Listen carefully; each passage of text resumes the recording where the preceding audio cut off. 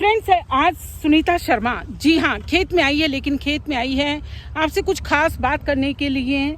आप जुड़े रहें और वीडियो को एंड तक देखें और फिर अपना निर्णय बताएं कि क्या मैंने सही किया, क्या मुझे ऐसा करना चाहिए था। जी, ये आपका अपना फैसला होगा फ्रेंड्स, आप मुझे बताएंगे, क्योंकि हर आदमी जो करता है ना, उसे तो लगता है कि वो जो कुछ कर रहा है वो सही कर रहा है।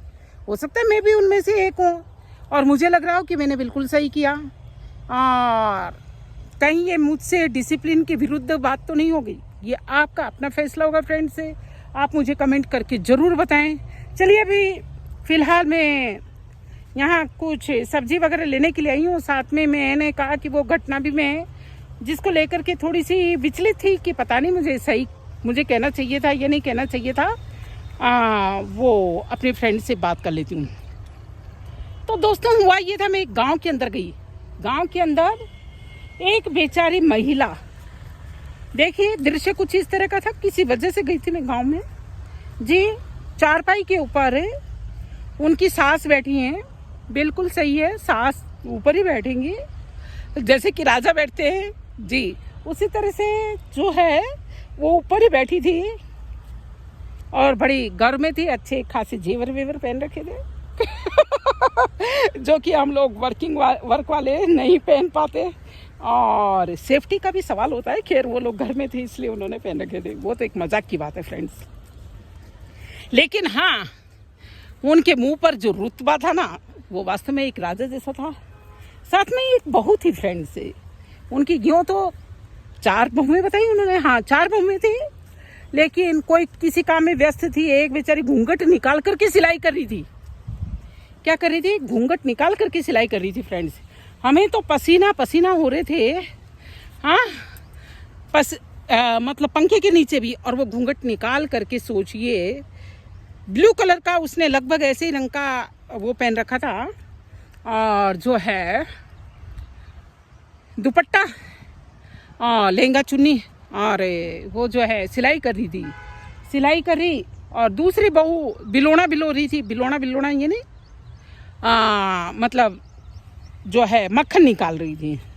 तीसरी गाय भैंस के चारे में कुछ व्यस्त थी, और चौथी जो है वो किसी संदर्भ में मैंने अपने पास में बुला ली थी, और वो अभी मैं फ्रेंड से चूल्हे पर से रोटी बना करके बनाती मेरे पास में आई थी।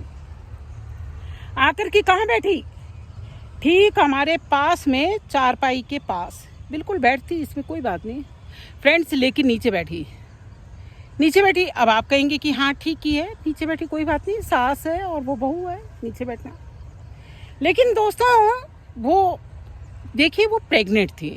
मैं अब मजबूर में आपको बता रही हूँ, वो 9 महीने उसको प्रेगनेंसी हो चुकी थी, लगभग 9वां महीना लग रहा था, उसने बताया बातों में हमें, और वो ऐसे के अंदर नीचे बैठी।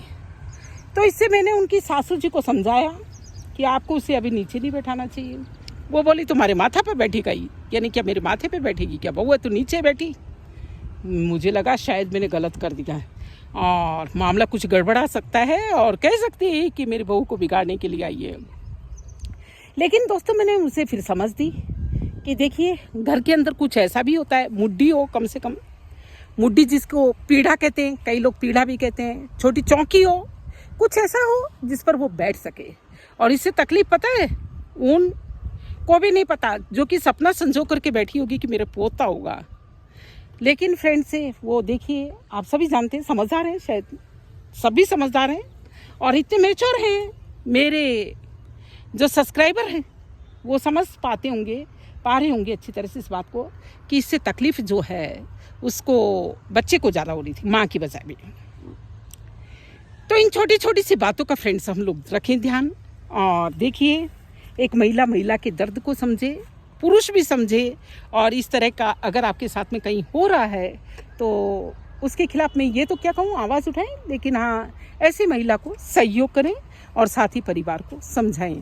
दोस्तों, तो मैंने उसे कहा कि नहीं, माथा पे तो बिल्कुल ही नहीं बैठाना, हाँ तो लेकिन जो है आप यानी चौकी पर ज़रूर बिठा दो और थोड़ा सा फ्रेंड्स, मैं जब उनसे मारवाड़ी स्टाइल में बोली, बात की, यानी अपनी राजस्थानी में, तो उनको थोड़ा सा आत्मीयता लगी और लगा कि हाँ एक ही परिवार जैसे हैं, और इस तरह से उसने कहा कि चलो चलो बहन जी, आज से एक नई शुरुआत करनी है। और भाई फिर उन्होंने अपनी एक एक करके बहुओं को बुलाया और बहुओं को बुला करके जो है मेरा भी इंट्रोडक्शन कराया। इससे पहले फ्रेंड्स मैं उनके यहाँ जाती थी तो कुछ अजनबी बन करके रह जाती थी, लेकिन आज गई तो मुझे भी बहुत अच्छा लगा। और साथ ही साथ में उन्होंने भी इस बात को सराहा कि हाँ चलो आपने एक नई समझ दी, नया कुछ दिया। और ससुर जी भी बोले कि मैं तो मान जाऊँ, यानी मैं तो माना हुआ हूँ, लेकिन या मैं समझाओ, यही सबसे ज़्यादा चिक चिक करा बउआ ने। तो इस तरह से फ्रेंड्स ये मेरा कुछ किया हुआ कहीं उनके घर में वापस से कोई विवाद का कारण तो नहीं बन जाए। मैं उम्मीद करती हूँ फ्रेंड्स से मेरी ये पहल आपको कैसी लगी, अच्छी लगी हो तो लाइक कीजिए, कमेंट कीजिए और साथ ही अपने आसपास के माहौल को कुछ नया बनाने की सोच लीजिए। जी हाँ, फिलहाल दीजिए फ्रेंड्स इजाज़त। देखिए गर्मी में क्या हाल बेहाल हो रहे हैं, मुझे खुद को ही नहीं मालूम कि मैं क्या कह रही हूँ और कैसे हूँ। चलिए फिलहाल फ्रेंड्स से दीजिए इजाज़त। उमस हो रही है बहुत ज़्यादा, बादल गरज रहे हैं, बादल गहरा रहे हैं, लेकिन थोड़ा सा बरसते हैं, बस थोड़ा सा। जी आंगन भी गीला नहीं करते, वापस चले जाते हैं। चलिए हम प्रकृति को प्यार करें, मनुहार करें, उसे लाड़ लड़ाएं और ऑर्गेनिक खेती की तरफ 4 कदम बढ़ाएं। जी फ्रेंड्स चलिए फिलहाल दीजिए इजाज़त। जय हिंद, जय भारत।